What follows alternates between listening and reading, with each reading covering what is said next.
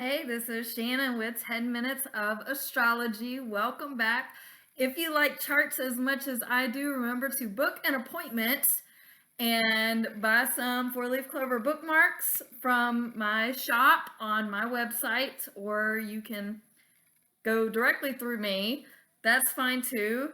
And if you enjoy these videos as much as I think everybody does, let me know and comment and tell me that you do so.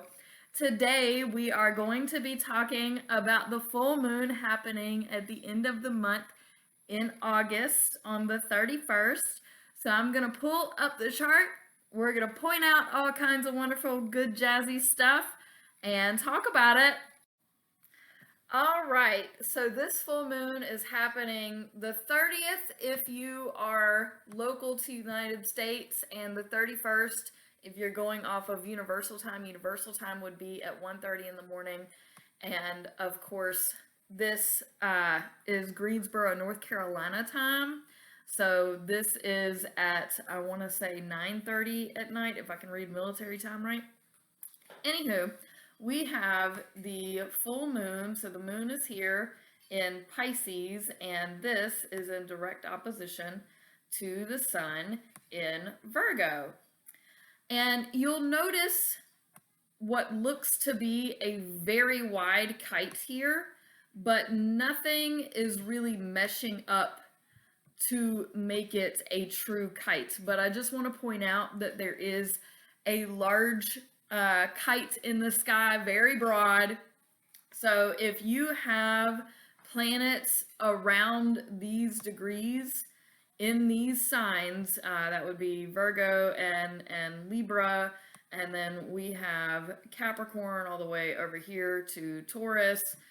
So if you have planets in these signs at these varying degrees, just look at those. So a kite, for those of you who don't know, in astrology is a very, very beautiful thing. However, this is such a large kite that I can't get into any particularities on it because nothing is perfect in this. It's just a very broad kite. So if you notice things are going generally better, sure, you could attribute some of that to this, but we are not going to solely go on this at this moment, right? So there are plenty of other things that we can discuss here, and I will go over it now. Let's see what I want to start with. We have Mars here in Libra and at 2 degrees 15 minutes, and we have Saturn here that has just made its way into Pisces at 3 degrees. So this is considered inconjunct, which is a very irritating aspect. And what else can I say about the timing right now? And the Mars and Saturn is a little over a degree off, which is fine, but it is still relevant. Some other things, we have Juno in Leo over here at the same 7 degrees as the sun and the moon.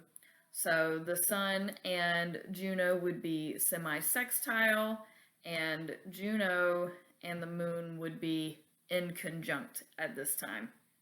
And this is also at 7 degrees. So this is more relevant.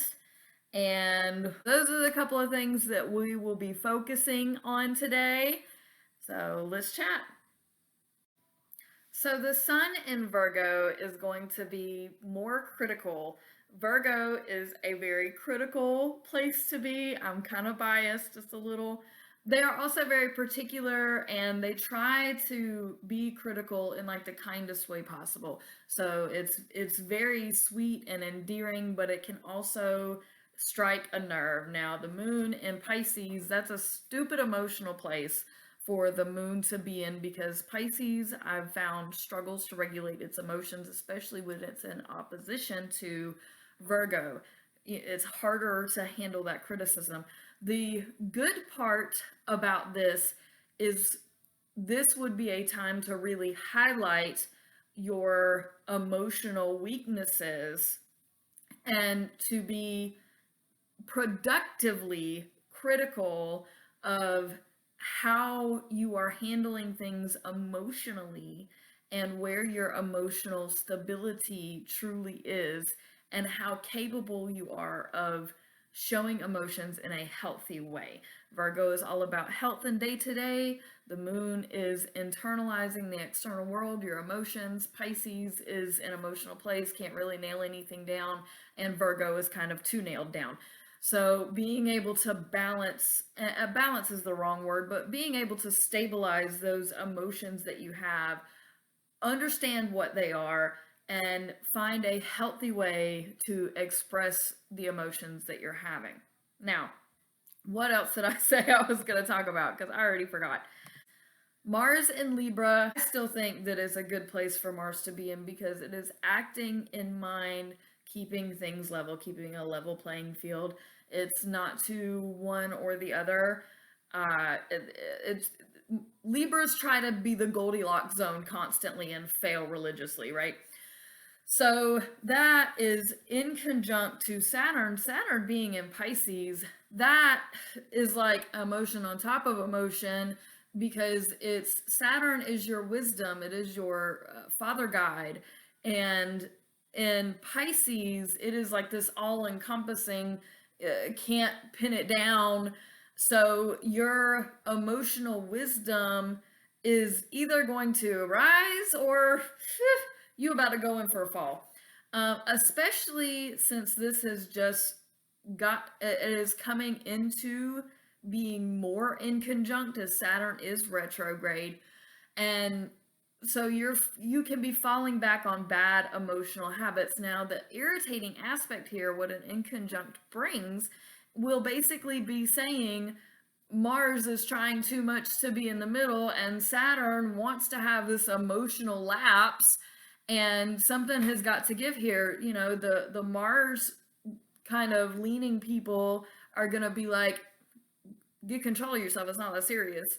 And Saturn's going to be like, oh, it's drama. Saturn and Pisces is drama, okay? I'm sorry. It just is what it is. I call it mama drama because my mother has a Saturn in Pisces.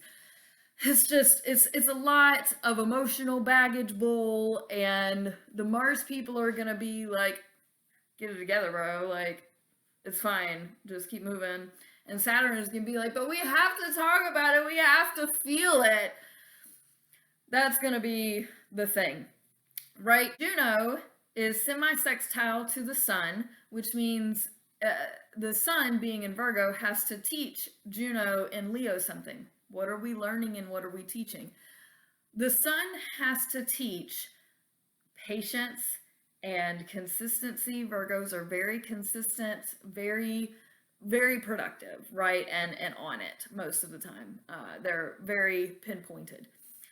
Whereas Juno in Leo is these friendships and this sex and this romance and this just that's kind of fleeting. So to be more poised, to kind of pull it more together, to pinpoint who you are and what you want. And Juno has to learn at this time that gallivanting isn't going to produce what the outcome you're looking for in the long run. Juno in conjunct the moon, Juno's not going to like that. Juno is going to having to find your emotions and find your, inner self and how you can deal with all of these different emotions in this. It's going to be like, I don't want to do that. I don't want to do that. I don't want to deal with that. And the moon is gonna be off put because Juno in Leo doesn't want to do that. Like, what do you mean you don't want to? Like, I don't. Now Pisces, moon in Pisces doesn't want to do it either, but at least they recognize the emotional importance of it, right? So I'm gonna end this there because I'm so scatterbrained today. But I really appreciate you guys watching. Peace out, fam.